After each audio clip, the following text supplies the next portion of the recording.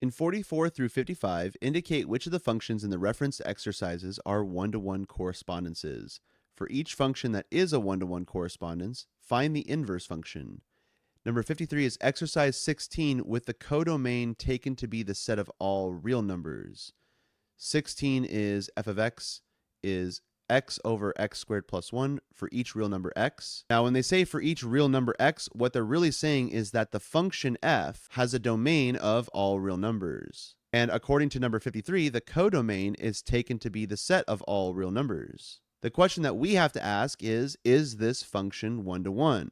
Now, we don't need to prove our answer, which is convenient because we can actually just Google. Let's take a look at this graph here. This is the graph of the function. Keep in mind that you're not allowed to really do this in a proof, but we're not proving anything, so that's nice.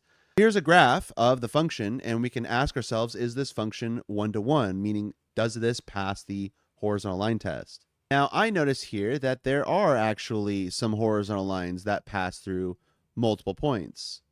Because this does not pass the horizontal line test, we can say that this is not one-to-one. We don't need to justify our answer.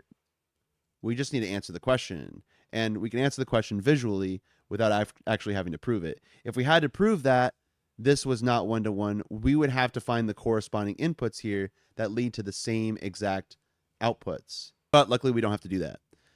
So now that we know it's one-to-one, we're done with the question. We don't need to find the inverse function because there are no inverse functions to functions that aren't one-to-one. And so we're done. Thanks, everyone, and I'll see you in the next video.